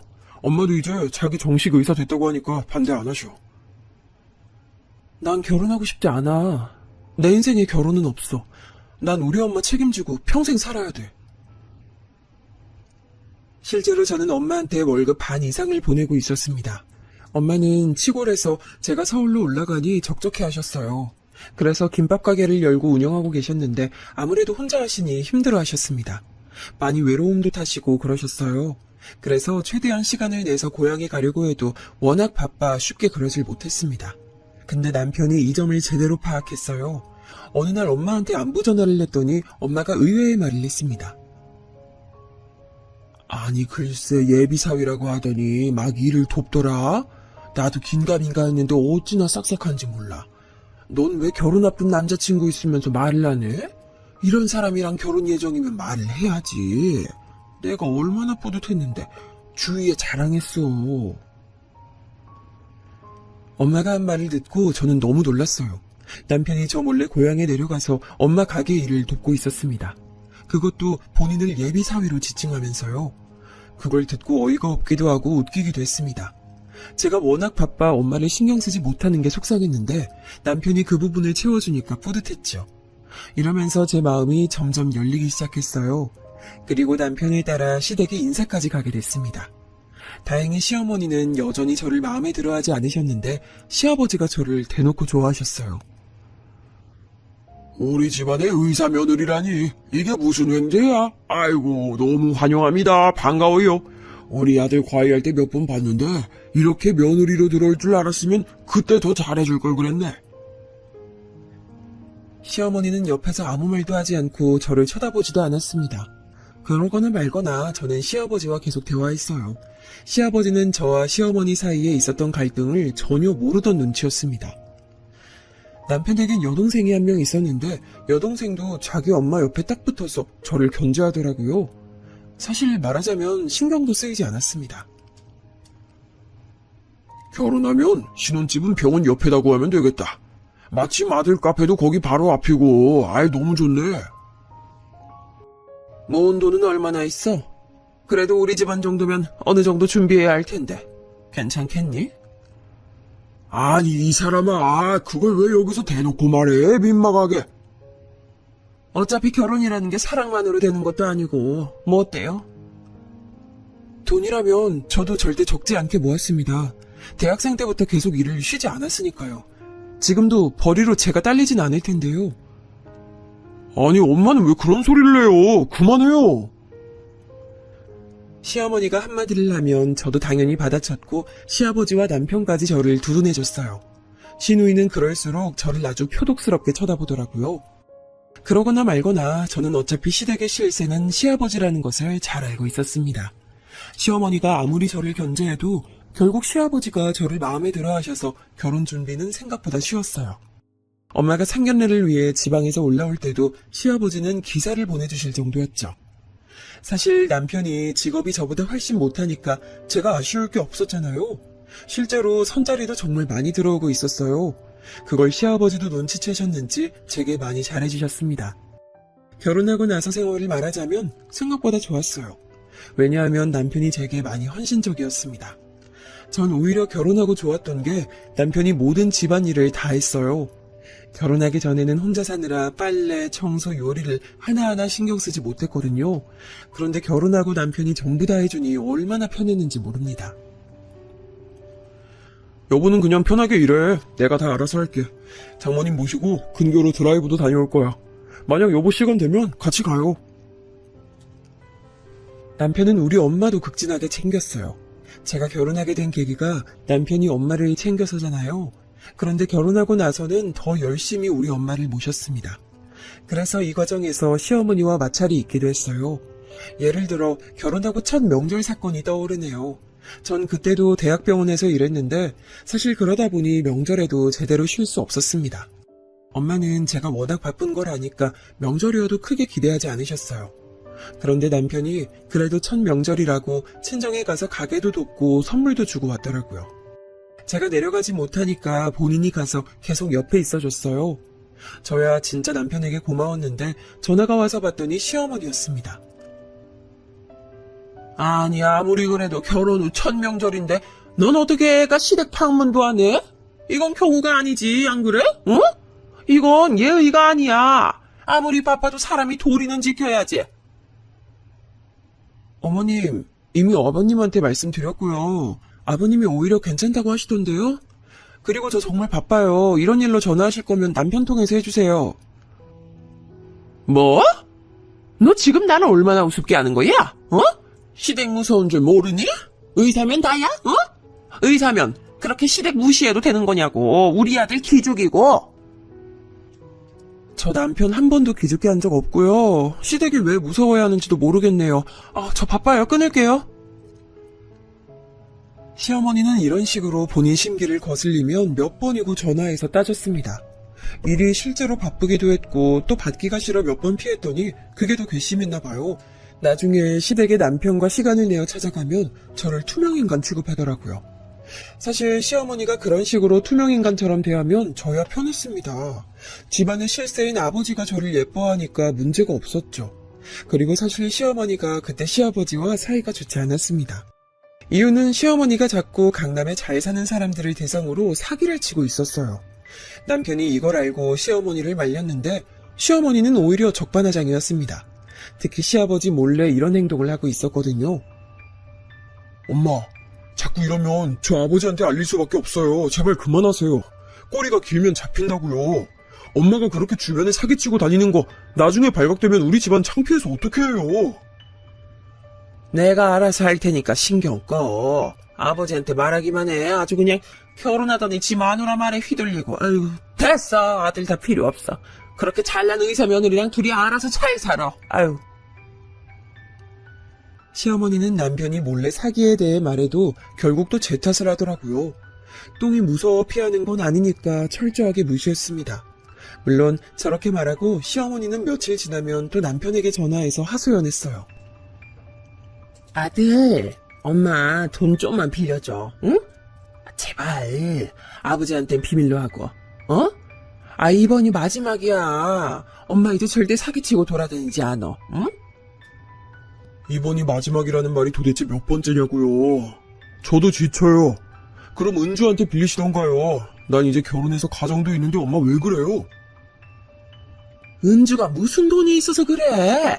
엄마 서운하다. 아니 너야말로 결혼하더니 완전히 그 집안 사람 된 거야, 어? 퇴근하고 보면 남편은 거의 매일 시어머니와 통화하며 싸움을 하곤 했습니다. 남편이 돈을 빌려줄 수 없다고 거절하면 시어머니는 전화기를 부여잡고 울기까지 했어요. 그 소리가 너무 커서 제 귀에까지 들렸죠.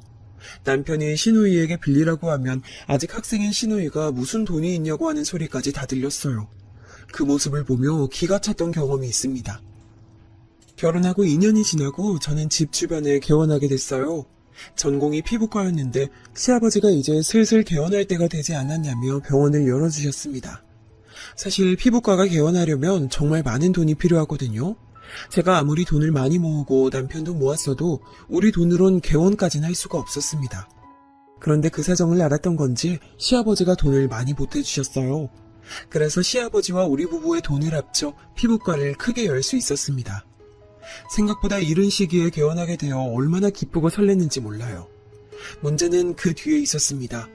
시아버지가 재정적으로 도움을 주시면서 시어머니와 시누이의 간섭이 매우 심해졌어요. 그 전까진 제가 무시하면 그만이라 크게 엮이진 않았거든요. 그런데 개원 이후로 시댁과 많은 마찰이 생기게 됐습니다. 돈을 직접적으로 지원해준 시아버지는 가만히 계셨는데 시어머니와 시누이가 병원에 얼마나 많이 찾아왔는지 몰라요. 여기 병원이 우리 며느리가 하는 데야. 다들 이리 와. 예, 나왔어. 어머니, 지금 밖에 환자들 많이 대기하고 있잖아요. 이렇게 갑자기 오시면 제가 너무 당황스러워요.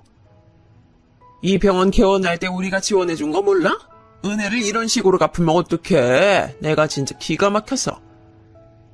아유, 그래. 아유, 의사라고 콧대 높은 건 알겠는데 그래도 며느리가 시어머니한테 그러는 거 아니야? 어디 가서 그러지 말어. 시어머니는 본인 친구들을 자꾸 병원에 데려오셨어요. 뻔히 바쁜 걸 알면서도 대기하는 손님이 수십 명이어도 아랑곳하지 않았죠. 오히려 더 으스대며 피부관리를 받길 원하셨습니다.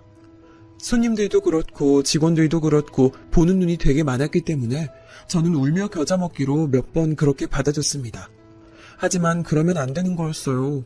제가 그렇게 시어머니와 시어머니 친구들에게 공짜로 옛다 싶어서 관리를 받게 해줬더니 글쎄 아가씨까지 자기 친구를 데려오더라고요. 제가 시어머니에게 그렇게 해준 건 시어머니 말대로 시아버지가 지원을 많이 해줬잖아요. 그런데 시아버지는 우리 병원에 오지도 않았습니다. 하지만 부부 사이시고 또 시어머니니까 제가 기살려주려고 했던 건 맞아요. 아무리 싫고 미워도 내 남편 어머니잖아요. 우리 엄마는 실제로 사위 덕분에 고향에서 친구들에게 의수되며 살고 계셨어요. 그래서 저도 남편이 좋고 워낙 우리 친정엄마에게 잘하니까 저도 잘하려고 했던 거였습니다. 그런데 시누이는 아니잖아요. 시누이는 제 아랫사람이고 저에게 직접적으로 도움이 된 게 아닌데 기가 막혔죠.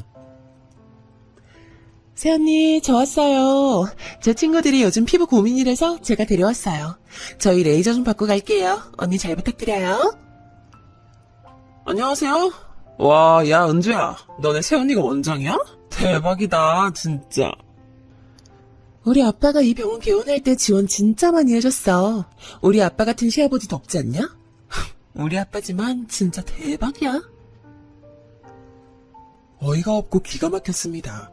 하지만 시아버지가 워낙 시누이를 예뻐하셨어요. 딸이고 막내라서 많이 예뻐하는 걸 저는 이미 알고 있었습니다. 그래서 시아버지를 생각해서 시누이가 저렇게 막무가내로 찾아와도 받아줬어요. 실제로 시누이 말대로 시아버지 덕분에 제가 이렇게 크게 병원을 운영할 수 있던 것도 맞으니까요. 그런데 문제는 시어머니와 시누이는 그 정도를 모른다는 점이었습니다. 처음엔 한 달에 한 번 정도만 오더라고요. 그래서 그 정도야 제가 꾹 참고 넘어가면 되니까 참았습니다. 그런데 그 빈도가 점점 늘더니 나중엔 일주일에 몇 번이고 찾아오더라고요. 실제로 손님들에게 컴플레인도 굉장히 많이 받았어요. 그래서 점점 제 입장이 곤란해지기 시작했습니다. 여보, 내가 진짜 몇 번을 고민하다 말할게. 어머니랑 아가씨가 자꾸 병원에 친구들을 데려와서 내가 곤란해. 당신이 우리 엄마한테 얼마나 잘하는지 내가 아니까 나도 넘기려고 했는데 이건 좀 심하다. 뭐라고? 아니, 그런 일이 있었으면 당연히 말했어야지. 내가 해결할게. 나 전혀 모르고 있었어. 내가 알아서 할 테니까 당신 너무 신경 쓰지 마.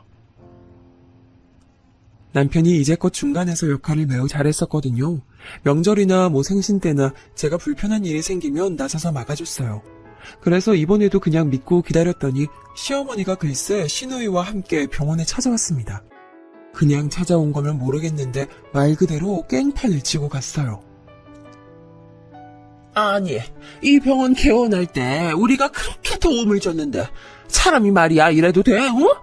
화장실 들어갈 때랑 나올 때랑 마음이 다른 건 아는데 그래도 이러면 안 되는 거야. 시부모를 이렇게 우습게 알아도 되냐고. 언니, 그렇게 싫으면 그때 말하던가요. 왜 갑자기 그래요? 그리고 엄마랑 제가 오면 뭐 얼마나 왔다고 그러세요. 진짜 속상해요. 너무 실망했어요. 내 친구들 또 오고 싶다고 했는데 쪽팔려서 이제 데리고 오지도 못하겠네. 결국 기다리던 손님들도 병원 밖으로 나가고 아수라장이 따로 없었어요. 저는 급히 남편을 불렀습니다. 남편이 오고 나서는 병원에서 서로 언성이 오갔어요. 아니, 왜 이러냐고 도대체. 남의 영업장에서 이래도 되냐고. 제발 그만 좀 해. 너야말로 왜 이래? 어? 우리가 개원할 때 돈 보태줬던 거 몰라? 부모 돈으로 개원했으면 어느 정도 바칠 수도 있어야지. 사람이 그렇게 어떻게 이럴 수가 있어? 어머니, 제가 계속 듣고만 있었는데요. 이 병원 개원할 때 제 돈이 더 많이 들어갔어요. 물론 아버님이 돈 많이 지원해 주신 거 아는데 그래도 남편하고 제 돈이 더 많아요. 새언니, 우리 엄마한테 왜 자꾸 그런 말투로 말해요? 아무리 화나도 시어머니한테 그러면 어떡해요? 아가씨야말로 그럼 저한테 왜 그래요? 직원들 앞에서 이러기 싫었는데 저도 될 대로 되라 싶었습니다. 결국엔 시아버지까지 병원으로 오셨어요. 이 사건으로 인해 시어머니, 시누이, 그리고 저는 완벽한 대치 상태가 됐습니다. 그리고 저도 감정이 상할 대로 상했어요. 실제로 이 사건 이후로 2년 동안 시댁에 찾아가지도 않게 됐습니다. 남편만 혼자 생신 때나 명절에 시댁에 가곤 했었죠. 전 정말로 죽을 때까지 시어머니를 얼굴을 보지 않으려고 했거든요. 그런데 우연찮게 이 사실을 알게 된 엄마가 저를 설득했어요. 그리고 시아버지와는 저도 연락하고 있었는데 시아버지도 중간에서 절 설득하더라고요. 네 마음은 알겠는데 그래도 어른이잖아. 착한 우리 딸이 참고 한 번만 넘어가. 네 남편이 얼마나 챙기는지 알잖아. 내가 받기만 하는 것 같아서 미안해서 그래. 응? 아가, 네 마음이 얼마나 상했을지 생각하면 나도 가슴이 아파. 그래도 부모와 자식 간의 인연이라는 게 함부로 이렇게 끊을 수 있는 게 아니야. 내가 네 시어머니한테는 말 잘했어. 그러니까 이제 화해하자. 엄마와 시아버지가 저를 설득하니 저도 넘어갔어요. 물론 시어머니와 시누이에 대한 마음이 좋게 변한 건 아니었습니다. 그래도 남편이 저한테 잘하고 시아버지가 저를 많이 챙겨주셨으니 그런 거였죠. 시아버지는 이외에도 제가 몸을 제대로 챙기지 않을까봐 한약도 지어오셨거든요. 각종 영양제와 간식 같은 것도 사서 일부러 카운터에 두고 가셨습니다. 제 얼굴을 보면 제가 부담을 느낄 수도 있으니까요. 이런 배려를 받으니 저도 어느 정도 제가 속이고 들어가는 게 좋다고 느낀 거였습니다. 그리고 마침 그때 아가씨가 결혼식을 앞두고 있었기 때문에 그 기회로 화해 아닌 화해를 하게 됐습니다. 하지만 사람은 바뀌지 않는다고 하죠. 아가씨의 결혼으로 인해 시댁 식구들이 모이는 날이 많아졌습니다. 이 말은 제가 시어머니의 얼굴을 보는 날이 많았다는 의미죠. 여기서 짚고 넘어갈게 남편과 저는 결혼 전에 약속한 게 있었습니다. 바로 아이를 가지는 문제였어요. 저는 제 커리어가 굉장히 중요한 사람이었고 남편은 가정에 대한 욕구가 있는 사람이었습니다. 그래서 아이에 관한 문제로 남편하고 많은 대화를 나누곤 했어요. 저는 아이를 아예 낳지 않을 거라는 생각은 아니었는데 반면 그렇다고 결혼하고 바로 아이를 가지고 싶지도 않더라고요. 만약 애 타고 건강에 이상이 생기면 낳지 않을 마음도 있었고요. 그래서 우리는 일부러 아이를 가지지 않고 있었는데 시어머니가 이 부분을 되게 긁었습니다. 아이를 이제 낳아야 하지 않겠니? 이제 곧 노산인데 산모가 젊어야 아이도 건강하게 태어나는 거야. 그리고 대를 잇는 것도 참 중요해. 우리 아들이 집안 장남이라 대는 꼭 이어야 하거든. 알겠니? 아이가 인형도 아니고 준비가 되면 남편하고 낳을 예정이에요. 그냥 대를 잇겠다는 마음으로 낳기엔 생명이잖아요. 충분히 사전에 준비가 돼야 돼요, 어머님. 아니 막말로 니네가 돈이 부족하니? 낳으면 내가 키워줄게. 뭐가 문제라서 그러는 거야? 아이 낳는 것도 다 때가 있는 거야. 아, 엄마. 우리가 알아서 할게요. 그만하세요. 은주 결혼식도 얼마 안 남았는데 결혼식에 집중하는 게 좋을 것 같아요. 시어머니는 아가씨가 결혼하며 손주에 대한 집착이 더 심해졌습니다. 옛날 뿐이라 아가씨 아기는 사위 핏줄이라고 생각하더라고요. 제 얼굴만 보면 박씨 집안 족보가 어떻고 저쩌고 말이 엄청 많았어요. 정작 진짜 박씨인 시아버지와 남편은 가만히 있는데 김씨인 어머니가 저러니까 기가 막히더라고요. 나중엔 저도 화가 나서 한마디 했습니다. 박씨 족보에 아이를 올려야 돼. 진짜 내가 너네 생각해서 하는 말이야. 응? 아이 노산이면 나중에 오히려 너네가 키우기가 너무 힘들어. 내 말 듣고 이제 슬슬 준비하자. 박씨 핏줄인 시아버지와 남편도 가만히 있는데 어머니 왜 그러세요? 아기는 저희가 알아서 할게요. 뭐? 너 지금 뭐라 그랬니? 그러면 막말로 아이도 안 가질 거면 왜 결혼한 거야? 어? 그럴 거면 혼자 살지 그랬어. 어쩜 그렇게 이기적이야?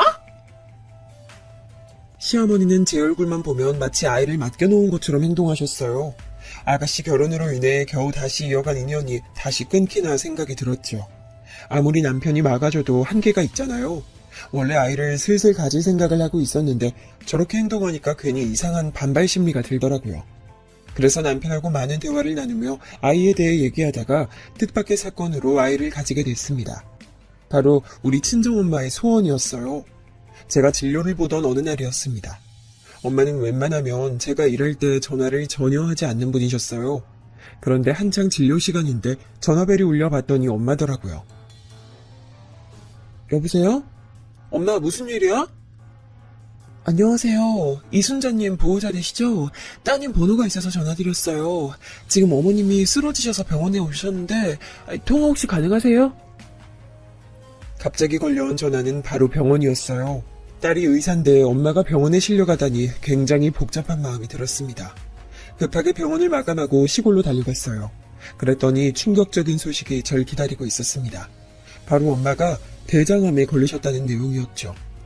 의사에게 전달받으며 제가 의사니까 이해를 했는데 너무 속상했습니다. 사는 게 바빠 제가 그렇게 사랑하는 엄마의 건강을 제대로 챙기지 못했다는 생각에 눈물이 나더라고요. 엄마가 괜찮다며 오히려 저를 달랬습니다. 엄마 괜찮아. 다만 엄마가 병 걸리니까 소원이 하나 생겼네. 예전부터 말하고 싶었어. 우리 딸 자식이 얼마나 예쁠까 하는 마음이 들더라. 물론 네 선택이니까 강요하진 않을게. 하지만 눈 감기 전에 네 자식 보고 싶기는 하다. 엄마는 항상 제가 결혼한다고 했을 때부터 아이 얘기를 꺼냈거든요. 엄마는 힘든 인생이었지만 그래도 제가 있어서 참 행복했다고 하셨어요. 그래서 제가 아이를 낳길 원하셨습니다. 남편과 이미 대화를 나누며 아이를 슬슬 가지자고 얘기하기도 했고 엄마도 아프시니까 자연스럽게 아이를 가지게 됐어요. 시어머니의 재촉이 얄미워서 일부러 미루기엔 그럴 수가 없었습니다. 그런데 임신이 제 뜻대로 한 번에 되면 얼마나 좋았을까요? 아가씨가 혼전 임신으로 결혼했거든요. 그리고 제 주변에 원하지 않는 임신을 한 사람이 많았습니다. 그러다 보니 자연스럽게 저도 임신이 빨리 될 줄 알았는데 그건 완벽한 제 착각이었죠. 신경을 써서 그런지 아이가 쉽게 생기지 않았어요. 주변 인맥을 동원해서 대학 동기에게 한적인 받았습니다. 오히려 더 상처였어요. 차라리 어떤 문제가 있으면 그걸 개선하면 되는데 그냥 마음을 편하게 먹으라는 건 힘들더라고요. 이런 제 마음을 후벼파는 건 바로 시어머니와 시누이였습니다. 안 그래도 얄미웠는데 이때 너무 미웠어요. 우리 영재 너무 예쁘지? 진짜 내 새끼지만 어쩜 이렇게 예쁜지 몰라. 그러게 진짜 예쁘다. 네 오빠 어릴 때랑 똑같네. 아유 우리 아들 아기 때 생각난다. 아유 우리 아들 핏줄은 내가 죽기 전에 볼 수 있을지 모르겠네. 아유. 일부러 무시하려고 해도 저런 말이 귀에 콕콕 박혔어요. 임신 준비하며 최대한 좋은 것만 보고 좋은 것만 들으려고 했는데 너무 속상했습니다. 나중엔 남편이 제가 스트레스를 너무 받는 게 보이니 아이를 가지지 말자는 말까지 하더라고요. 하지만 제 인생에 포기는 없었어요. 친한 동료가 소개한 난임병원에 다니며 결국 임신에 성공했습니다. 남편과 저는 임신에 성공한 게 너무 기뻤어요. 그래서 양가 부모님에게 바로 알렸습니다. 아이고 이게 무슨 일이야. 너무 기쁘다. 몸 건강관리 잘하고 무사히 아기 태어나길 기도하자. 세상에, 아유 세상에. 며느리가 고생 많았네. 얼마나 마음고생이 심했어. 아가, 이제 너무 걱정하지 말고 푹 쉬면서 아기 태어나길 준비하자. 힘들면 병원도 쉬어가는 것도 괜찮아. 노산이라 걱정했는데 모쪼록 큰 문제 없이 아이가 태어나길 바라야지. 시아버지와 친정엄마는 매우 기뻐하셨습니다. 다만 시어머니는 축하한다는 말도 하지 않으셨어요. 그놈의 노산이라는 단어를 계속 언급하셨죠. 평소 같았으면 반박했을 텐데 저 때는 임신했을 때라 그냥 넘어갔습니다. 저도 그런 자신에게 놀랐어요. 임신했을 때 좋았던 것은 몸을 핑계로 시댁에 가지 않아도 된다는 점이었습니다. 실제로 입덧이 매우 심해서 갈 수도 없었어요. 저는 제 일을 사랑했기 때문에 병원은 닿지 않았습니다. 뭐라도 하는 게 시간도 잘 가고 돈도 벌 수 있으니 좋았죠. 아, 참 엄마. 내가 그 사기치고 돌아다니는 거 그만하라고 했잖아. 아직도 그러고 다녀? 아버지 알면 어떡하려고 그래. 아니, 주변 사람들 상대로 그러면 나중에 다 들통난다고 했잖아. 아. 남편은 종종 베란다로 나가 통화를 하곤 했어요. 시어머니는 버릇을 못 버리고 심지어 사기치는 범위가 더 넓어진 것 같더라고요. 속으로 가지가지 한다는 생각이 들었습니다. 좋은 것만 생각하자고 최대한 무시하고 출산 준비를 했죠. 친정엄마는 제 임신이 너무 황홀했는지 시골에서 이것저것 많이 보내주셨어요. 택배가 도착해서 보면 엄마가 보낸 농산물이었어요. 입덧이 심해 음식을 많이 먹지 못했는데 그런 제가 걱정되는지 엄마는 직접 올라와서 요리도 해주시곤 했습니다. 남편의 제안으로 한동안 우리 집에서 지내기도 하셨어요. 하나밖에 없는 딸이 임신했으니 얼마나 행복하면서 동시에 걱정됐겠어요. 장모님, 불편하게 생각하지 마시고 편하게 있다 가세요. 저와 같이 있으시는 게 불편하시면 제가 나갈게요. 아시겠죠? 아유, 박서방. 신경 써줘서 너무 고마워. 내가 우리 박서방 하는 행동 보면 죽어도 편히 갈 수 있겠어. 우리 딸이 결혼 하나는 참 잘했어.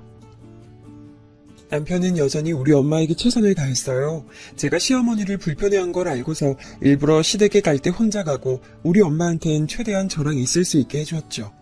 그런 모습을 보며 버텼습니다. 그리고 마침내 아기가 태어났는데 딸이었어요. 솔직히 우리 부부는 나이 성별이 크게 중요하지 않았습니다. 상관없다는 표현이 맞아요. 그냥 세상에 우리 이세가 태어난 게 중요했지 딸인지 아들인지가 큰 영향을 끼치진 않았거든요. 그런데 박씨 집안 대를 잇는 것에 집착하던 시어머니는 대놓고 아쉬운 티를 냈습니다. 아들을 낳아야 대를 이을 텐데 아쉽네. 어머니, 저 출산한 지 이제 3일 됐어요. 제 앞에서 아쉽다고 하시면 어떡해요. 그렇게 대를 잇는 게 중요하시면 차라리 아들 입양을 할까요? 뭐 입양? 말이 되는 소리를 내. 그냥 어른이 아쉬워서 말할 수도 있지. 쟤는 왜 저렇게 공격적이야? 네가 의사면 다야? 여기서 제 직업이 왜 나와요? 임신했을 때부터 그놈의 집안, 핏줄, 대를 이어라 계속 말씀하셨잖아요. 듣는 저도 생각하셔야죠. 요즘은 며느리가 시어머니 잡는 게 유행이라더니 너도 똑같아. 그리고 당연히 대를 잇는 거 중요하지. 우리 아들이 얼마나 소중한 자식인지 알아? 말이 통하지 않는 시어머니의 얼굴도 보고 싶지 않았습니다. 남편이 급하게 들어와 말렸고 그렇게 저는 또 시어머니와 한동안 연락하지 않았어요. 시아버지는 제게 수고했다며 용돈도 따로 주실 정도로 잘해주셨습니다. 친정엄마도 수고했다며 시골에서 또 올라오셨어요. 저에게 잘해주시는 분들이 계시니 그분들만 보려고 했죠. 남편과 알콩달콩 아기 신생아 시절을 보냈습니다. 남편은 아이를 낳고 저에게 더 잘해줬어요. 그런 남편이 진심으로 고마웠습니다. 그런데 시어머니는 주변에 폰지 사기를 치는 것이 점점 심해지더라고요. 저도 알고 싶지 않았는데 남편이 그것 때문에 골치 아파하는 게 너무 잘 보여서 알게 됐죠. 어머님 그렇게 주변인 상대로 그러는 거 나중에 다 걸릴 텐데. 그것도 그렇고 갈수록 액수도 커져. 아버지 아시면 분명 난리나. 아니, 본인도 당당하지 못하니까 자꾸 아들인 나한테 돈 빌리고 숨겨달라고 그러지. 아휴, 난 모르겠다. 그렇게 시간이 지나 어느덧 우리 딸 돌잔치가 다가왔어요. 그때까지 저는 시어머니 얼굴을 보지 않고 있었습니다. 그런데 돌잔치고 시아버지가 손녀의 첫 번째 생일을 거하게 하고 싶어 하셨어요. 시아버지는 저에게 잘해주셨으니 최대한 맞춰드리고 싶었습니다. 그래서 그냥 제가 한 번만 참자고 생각했어요. 저도 병원 일이 바쁘니 행사는 시아버지와 남편이 주도했습니다. 그 과정에서 친정엄마도 상당히 설레하셨죠. 호텔에서 돌잔치를 하다니 엄마 너무 설렌다. 옷은 어떤 옷 입지? 손님들도 많이 온다며. 엄마 창피하게 가면 안 될 것 같아. 엄마 무슨 소리를 하는 거야? 그냥 아무거나 입고 와도 돼. 그리고 엄마가 뭐가 창피해? 엄마를 창피하게 생각하면 내가 그 사람 내쫓을 거야. 엄마가 그래도 제일 좋은 옷으로 입고 갈게. 그 결혼식 때 입고 가는 갈색 정장 있지? 그거 입어야겠다. 우리 손녀 돌잔치라 사진도 찍을 거 아니야. 당시 엄마는 암 치료를 받고 있었지만 저보다 더 설레하셨어요. 그도 그럴 것이 시아버지가 딸의 돌잔치를 아주 큰 호텔의 연회장을 빌리셨거든요.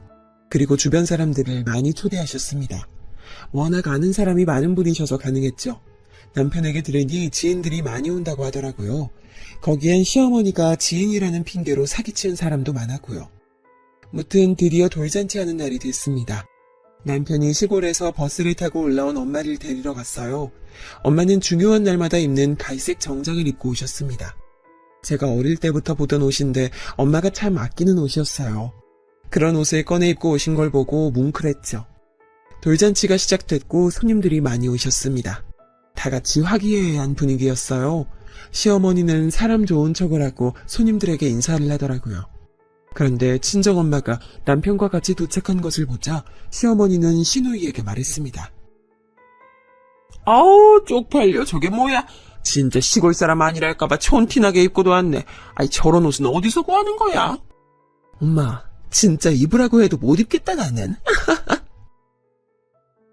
어찌나 크게 말하던지 우리 엄마 앞에서 대놓고 그러더라고요. 저는 순간 화가 확 났습니다. 저를 무시하는 건 참아도 우리 엄마를 무시하는 건 절대 못 참거든요. 저런 사람과 가족이라는 틀 안에 묶여있는 것도 싫었습니다. 시어머니와 시누이는 둘이 계속 비웃으며 우리 엄마를 대놓고 흉봤어요. 남편이 저에게 충분히 잘했고 우리 엄마를 잘 챙겨줬던 건 맞습니다. 그런데 그런 남편과 살겠다고 제가 저런 시어머니와 계속 얼굴을 볼 순 없었어요. 그동안 속에 참아왔던 게 확 터졌습니다. 어머님 아가씨, 지금 뭐라고 하셨어요? 저랑 우리 엄마 들으라고 하신 거예요?